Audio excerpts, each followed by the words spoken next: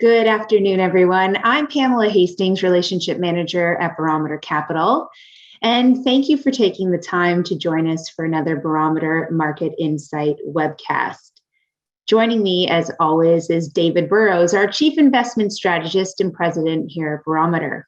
On today's webcast, we will provide a brief macro overview. The market is trying to find a near-term footing. We've got a lot of information coming our way, so David is going to break that data down and, of course, would be pleased to address your questions at the tail end of the conversation. So don't be shy. You can email me at phastings@barometercapital.ca or hit me up on either the Q&A or the chat via Zoom. And with that, I turn the conversation over to David Burrows. Good afternoon, David.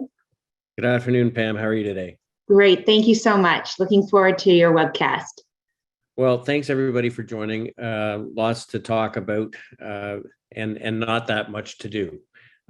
We've had a lot of information come at us over the last few weeks. It's been a very tricky market. I think a lot of investors are feeling gun shy. Sentiment we know is very weak. And on the other hand, positioning is pretty defensive. We've had unprofitable tech selling off for 18 months, broad markets since December, and a lot of news and views have been built into investor positioning. So I just want to take it from the top and take a look at where we are, because we are here in the middle of July.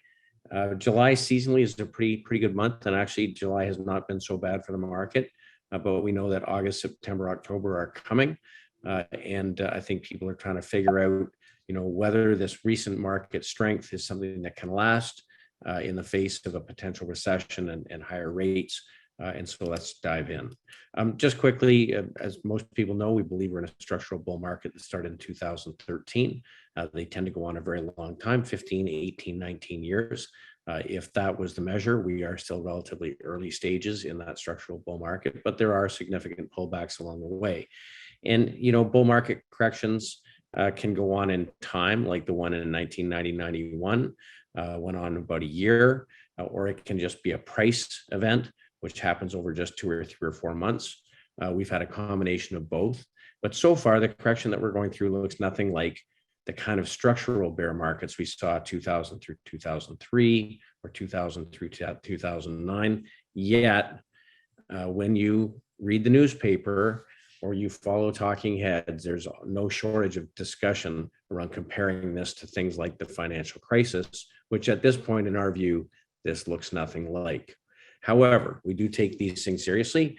We want to delve into the data and examine things to see if anything's changing. But at this point, really, structural bull market continues to be our base case, and we're having a cyclical bear market or correction within that. In rates, we think we saw a generational low in 2020. We had a very sharp rise in the 10-year bond yield from the beginning of early part of 2020 through the early part of this year, where we breached 3.5% on the 10-year bond yield. That was the first break of the trend since 1980. So that is the generational shift. We thought maybe things had probably got a little overcooked, and we've seen over the last couple of months yields come back in. We've moved down from 3.5% to 2.78%. And while rates were higher, we wound up as a firm covering our short positions in long-term bonds, and in fact putting some bond positions on the portfolio for the first time in many, many months. And you can see the TLT, which is the ETF, which holds long-term US government bonds, have made kind of a nice turn, and relative to other asset classes have had a nice bounce. Bonds relative to commodities have rallied, bonds relative to gold have rallied, and bonds relative to stocks have rallied. Now that's over the last 3-4 months. That may wind up being something that does not last a long time. But if you thought by chance that the Fed's rate hike cycle might either calm inflation or slow the economy, it would make some sense that investors might, like us, take some solace in holding some bonds, whether they're short or intermediate term bonds, as a safe haven. So bonds certainly acting a little bit better. From a commodities perspective, we think that we saw a generational low of commodities versus equities again in 2020.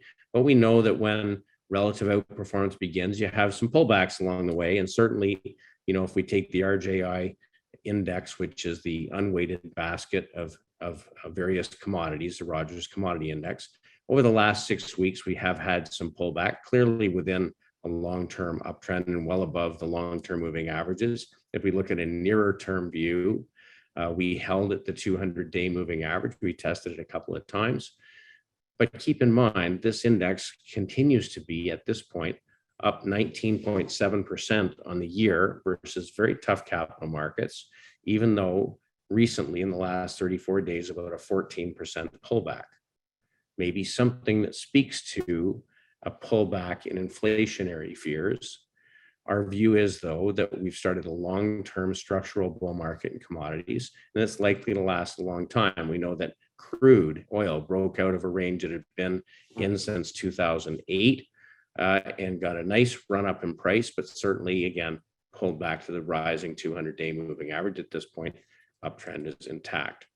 Natural gas, on the other hand, just continues to power higher and continues to behave extremely well.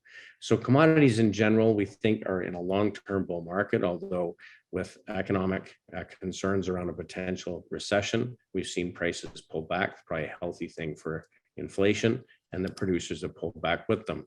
Agricultural commodities also have pulled back somewhat, but remain in a series of higher highs and higher lows. That's an uptrend. And that's the first uptrend we've been in, really going back again to 2008. Now, we make our decisions not on opinion, but we make them based on process. We got 3 basic pieces to our process. We run a top-down model that tries to take all the investable universes that we can focus in, specific asset classes or sectors or themes or geographic regions, and try to boil that down to a list of targets that are seeing net inflows of capital. And within those groups, we try to identify specific opportunities or securities to use to exploit those themes. And we're trying to find securities that are good getting better, where we can see that the fundamental characteristics are improving, along with the technical characteristics or price characteristics that would support that view. If we see strong fundamentals and weak technicals or weak price behavior, we're likely to avoid or stop our way out. But the net of it is we're looking for strong securities and strengthening groups, because 80% of return is getting to the right neighborhood, right sectors or asset classes, 20% is getting the right securities. So some people ask us sometimes, why did you exit a position? It's a great company, and it may be a great company, but if it's in a sector that's seeing the tide go out, or where investors are rotating to other parts of the market, maybe we're better to wait and come back to that area later. Third piece of our strategy is a very disciplined selling strategy, thank goodness. It's a strategy of using stop losses. When we put on an initial position, we put on a stop loss below the price we pay. And as the position works out as we hope or expect, we will ratchet the stop losses up and behind, which means 2 things. One, we can stay in positions as long as they work. And sometimes, a revaluation of a sector or a theme or a specific security within a group can go on for a really long time and make a big, big difference. But the ones that don't work don't hurt us too badly. So for those who have followed us over time, it's not unusual for us to be in a position 1 week and a month later be off the position, not because we think that the company has changed, but it may be that the sector's gone out of favor and we've used our stop loss to limit downside. Now that's important when we get into declines. So always important for us to see over a period of time more and more securities within a group participating. That's a healthy market. That's expanding breadth. That's money getting put to work. Late in an upcycle, we see deterioration. The weaklings usually first sell off, and then the selling impacts a broader and broader list of securities until ultimately everything's being hurt. So it's important to recognize when weak securities are rolling over, whether or not we hold strong ones, because it can foretell change taking place in the market. Now, on the other hand, it's important to recognize the strong stocks turning higher, often while the market continues to weaken. And that's a really important concept, because it helps us to get positioned while the market still maybe looks sloppy. I go through all of that because we use these breadth tools to tactically make decisions as to where we want to target, what we want to avoid, and how we're going to manage our exposures. Our job isn't to be everywhere, it's to be in market leading sectors and themes. We've got to watch for change, new leadership to emerge. And if there isn't leadership, be prepared to play defense. So this is our playbook. We use this all the time. We use quantitative tools to measure these things so that making a decision is not subjective and based on emotion. We all know emotional decisions are the ones that hurt us. So on June 29th, the breadth-based models that we use all had been quite defensive. The percent of stocks in the NYSE and uptrends had been declining, meaning fewer and fewer stocks were carrying the day. Percent of stocks in uptrends globally had been weakening, and percent of stocks in Canada performing well had been weakening. Below the long-term indicator level, the percent of stocks trading above their 50-day moving average had been declining really across the board. Percent of stocks with positive weekly price momentum or upward trajectory had been narrowing. The percent of stocks making new highs versus new lows had become extremely sold out. And the percent of stocks trading above their 150-day moving average or long-term moving average also particularly sold out. We know that during that period, sentiment became exceedingly pessimistic. Speculators were the most net short they've been since 2020, and before that, 2015-16. In other words, nobody out over their skis speculating stocks were going up. We know that aggregated US equity futures positions were exceedingly low. We know that cash positions were the highest since 2001. So in other words, investors had already been adjusting their positions for the concerns around inflation and maybe economic slowdown. We could see that portfolio managers were not out over their skis taking higher than normal risks. In fact, the number of managers taking more risk than usual was less than just about the worst part of the market in 2008. So it's important to remember the market is a discounting mechanism. It looks forward. It looks at risks that may be coming at us. And over the last many months, individual investors and portfolio managers have been taking action to make sure that they don't get hurt. Now, we know that when everybody gets to one side of the boat, things can go in a way that you don't expect. As of 2 weeks ago, the Bank of America Global Investment Strategy Survey of bulls versus bears was at 0, meaning 0% bulls. About 3 weeks ago, we highlighted the percent of stocks trading above the 50-day moving average got to 2%. In other words, only 2% of the S&P were trading above their 50-day moving average or short-term measure of trend. And that when that happened, very often going forward, there were 4 periods previous that it got that sold out. Going forward, it tended to be that you got very strong returns. Now, the obvious outlier is 2008. And we made a case that 2008 scenario was a credit crisis, a banking crisis, a systematic crisis. There was real concern that the largest banks in the world were about to go bankrupt. We are in a situation completely unlike that. Capital positions within banks are very strong, leverage is very low, they're far more regulated today. It does not look at this point like any credit crisis is on the horizon. If we take those that happened in other markets, the forward 1 month, 3 months, 6 months, and 12-month numbers were quite positive. So since then, we've had 6 weeks of rally.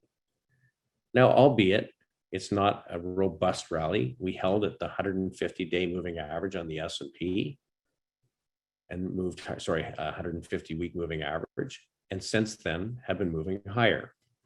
If we look at the breadth readings today, percent of stocks in uptrends has been expanding in the NYSE and globally.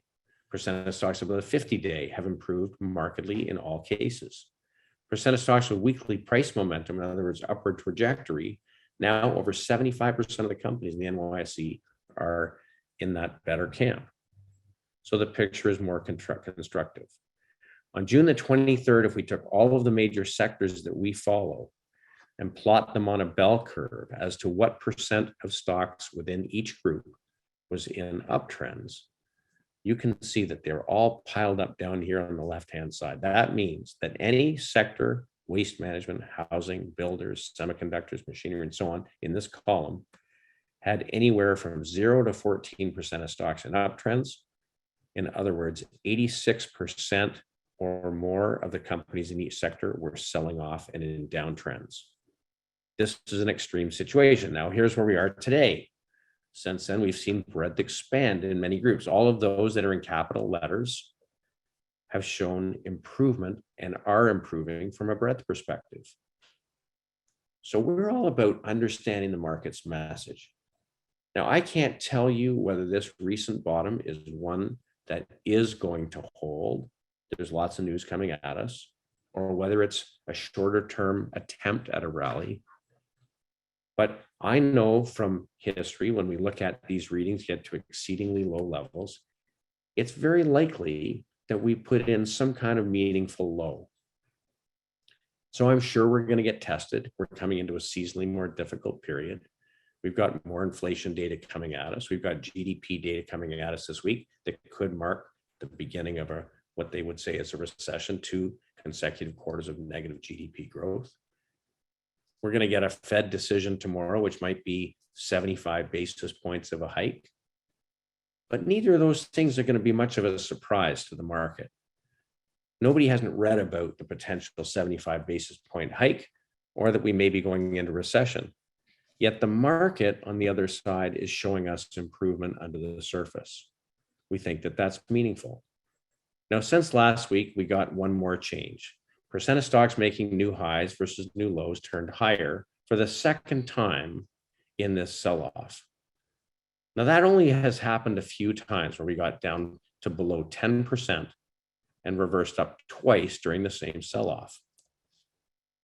If we look at the dates going back over time where this took place, 1 week out on average, you're up 1.5%, 1 month out, up 5.5%, 3 months out, 4.6%, 6 months, 13%, 1 year out, an average of 28%. Now, it doesn't mean that in the short run, the market can't have short moves lower. And it doesn't mean that you couldn't have a different scenario play out this time. But we have to use data to help us make decisions, not emotion, because if we read the press, we're all going to want to put our heads under the pillow and come out in a year and see what's happened. So the S&P is now trading above the 50-day moving average. It's trading above the 8 and 21-day moving average. It took out the recent 2 highs. And the market clearly still has work to do. We have to fight our way through all this data this week. But against a pretty tough backdrop of pretty tough inflation data and lots of weakening economic data, market internals are improving. We also have seen some improvement in the NASDAQ. So let's take a look at the leadership themes. If we take a look at the main group we've been focused in for some time, that's energy.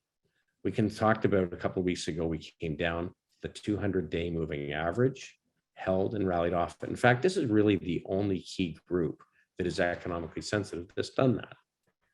If we look at relative strength, this sector is trading stronger than 95% of all the companies in the S&P 500 over the last 12 months. Yes, the group has pulled back off the highs, but remains up 34% year to date against a very tough market. Now, going back to the long-term structural themes we try to focus in. This is a chart put together by a company called Crescent Capital that plots oil and gas companies versus tech stocks. And we know that back in the late 1990s, tech stocks ran out of gas going into 2000, and energy outperformed for the next 10 years. Well, this is the next time we've seen this kind of turn. Now, I can't tell you whether, in fact, we're going to get that same prolonged structural bull market, but we think that the structure of the industry looks very similar. There's been underinvestment for many years in new production. It's exceedingly disfavored group. And yes, we pulled back a little bit over the last few weeks, but it does look like we made a much more substantial turn. Management groups are not investing capital. They're investing way below average in new capacity because it's been such an unfavored sector. And CEOs are being paid to be ESG friendly. Over 80% of CEOs have that as one of their metrics in their compensation package in the energy industry. So there's a reason why we're not seeing a big pickup in spending. Also, this strength has happened while the strategic reserves have been sold off more aggressively than any time in the last 40 years into the market to try and offset the supply deficit. Other groups moving forward. We talked about the metals miners pulling back into support after breaking out of a multi-year bear market. We'll see whether that continues to hold. As you know, we took our positions down in materials. Dividend payers have continued to behave quite well, largely led by the more defensive sectors like healthcare, which has had rising relative strength all year, consumer staples, which has had rising relative strength, and utilities, which have had rising relative strength for obvious reasons, not that economically sensitive. Now, when we look at earnings as they've been reported so far this year, the earnings surprise so far in the S&P in the second quarter, the groups that have had the best earnings surprise the upside, utilities, consumer staples, and healthcare. Three groups acting relatively better, relatively insulated from a weaker economy. And then, of course, energy continues to act quite well. Value as a theme certainly is pulled back, but still only down 4.8% on the year. And that probably has to do with the fact that inflation beneficiaries and value-oriented companies are considerably cheaper than the long-term averages, while growth stocks are still considerably more expensive. Now, looking at the groups that we've been avoiding for positive possible change, relative strength in consumer discretionary continues to be weak, not very inspiring. You've had some strength on the first couple of weekdays, today in particular, down 3%, relative strength selling right back off. When we look at technology, same thing, relative strength having a difficult time turning. It's been trying over the last few weeks, but not convinced there yet. And we're not convinced yet on communications, which are actually making relative strength new lows. So it continues to be a pretty bifurcated market, both from a fundamental perspective, earnings growth and revenue growth, and from a technical perspective. And while there might be some great companies in the communications sectors, it's hard for us to get excited when the sector's hitting new relative strength lows. So we put it all together from a positioning standpoint. For those that have been following along, we had a very, very low bond weight all year long until a few weeks ago, where we did add short-term and intermediate-term government bonds as a place to hold cash while the market finds its way through a bottoming process, whether that's now or in the fall. Energy, which continues to be a significant overweight versus the market, is a lower weight than it was 8 weeks ago, again, because we got more defensive. Following those two groups, healthcare, consumer staples, and utilities are important dividend providers in the portfolio and well insulated from a weaker economy. We did add some financials over the last week, in particular, some of the Canadian banks because of the dividends and because they have been significantly marked down, but are at important support levels. Groups that we continue to avoid, real estate. Well, this group is the one that benefits most from falling interest rates. Of course, we've been in a rising rate environment. Materials, consumer discretionary, communication services are all small groups within the portfolios. But we got a lot of news coming at us and the market's trying to digest it. 20% of the S&P will report this week, and that means they're going to give their thoughts about what the next quarter looks like.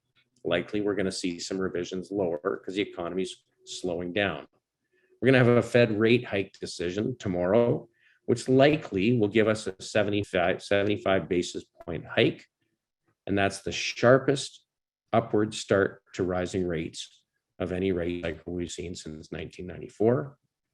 And we're going to get US GDP, which likely, technically, will put us into 2 quarters of negative growth, which, whether the White House argues it or not, in many people's view of what a recession looks like.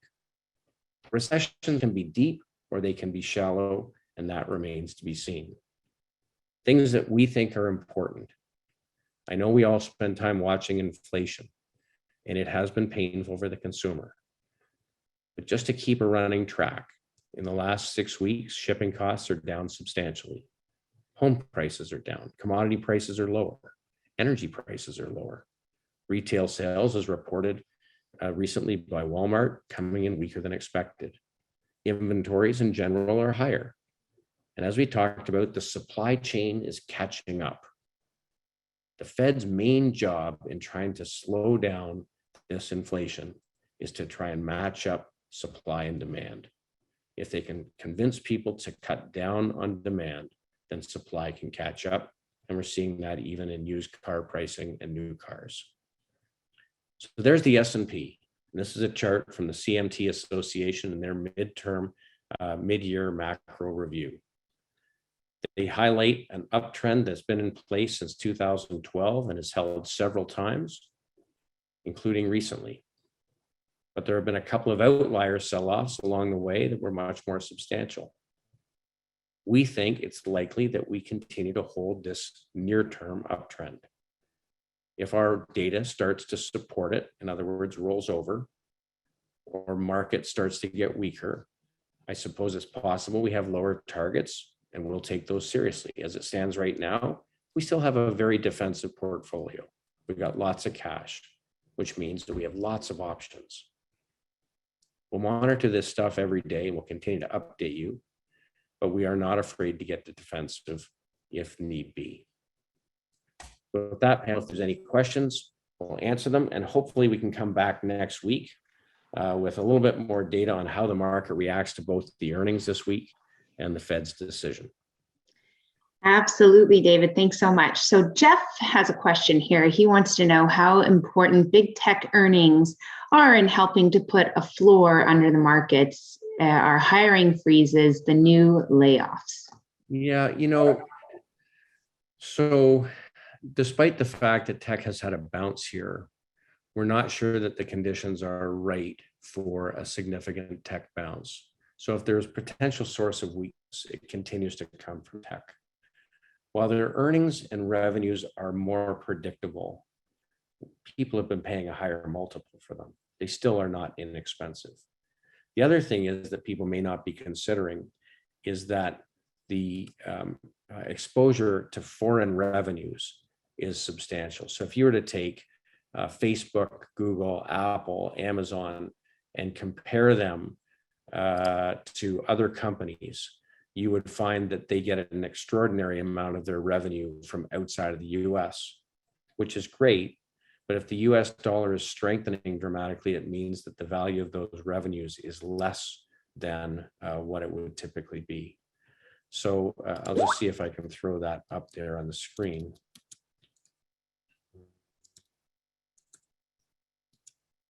Here we go, share screen.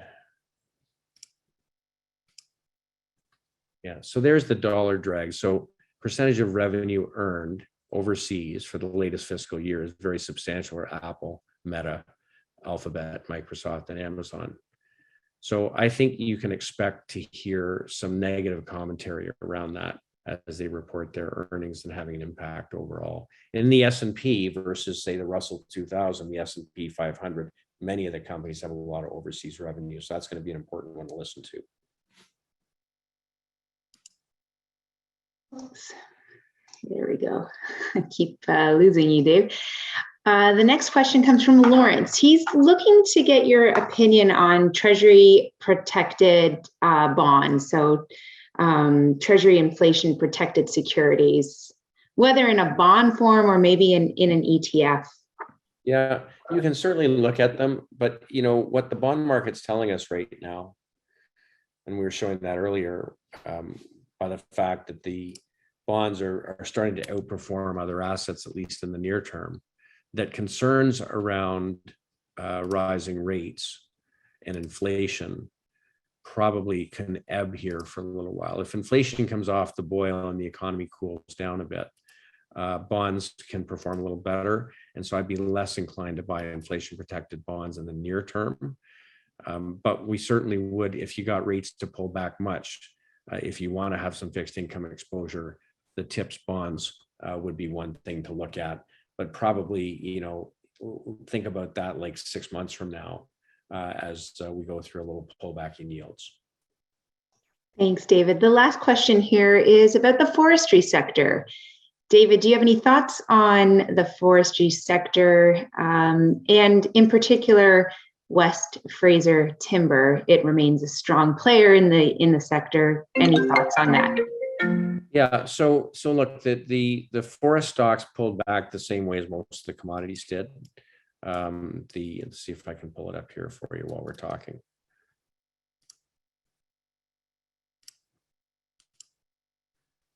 So there's the wood ETF, and you can see it pulled back. This is a 5-year chart. So it pulled back to the 150-week moving average. Very sharp pullback here in the beginning of June, and all of the group have pulled back in a similar way.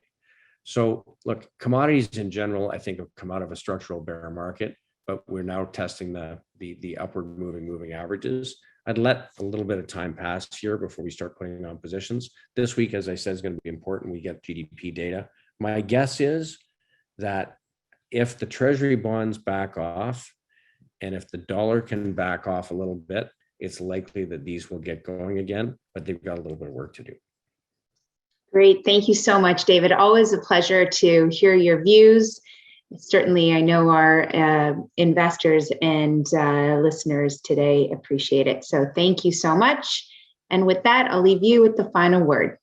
Yeah, look, markets have been certainly a little better over the last few weeks, and I think that we all welcome that. But we do know that in tough markets, you can get rallies that last a few weeks and give it up. Our work points to the fact that it's highly likely we have put an important low, but this is not a one-way street, and we're going to have to watch how things behave going forward. I know that it is the middle of summer, but all of our investment teams have had all hands on deck to try and stay on top of this market, which has been very, very tricky for a lot of people. So we're going to continue to take the data as it comes, put one foot in front of the other. We're not going to rush out into speeding traffic. We're going to try and be measured in how we put money to work, and we'll continue to share our thoughts with you on a weekly basis. Thanks everybody for joining us this Tuesday afternoon, and it'll be an interesting week to see how much of this news this week has been discounted already. But keep in mind, the market's looking out 9 months. And actually, if you were to look at a survey of investment managers, there's a significant number of managers who think that by the beginning of 2023, we will already be in rate cuts, and significant rate cuts by halfway through the year. The Fed is going to come with their rate hike tomorrow, but the commentary that they bring with it will be important. They may reference the fact that they're seeing a slowing in inflation, and we'll see how the market reacts to all that. So stay tuned. And if you got any questions you want to take offline, certainly don't hesitate to reach out to us. We're happy to talk. If you got questions about the portfolio that's with us or somewhere else, don't hesitate to give us a call. With that, Pam, thanks for moderating today. Thank you, David. Have a great evening.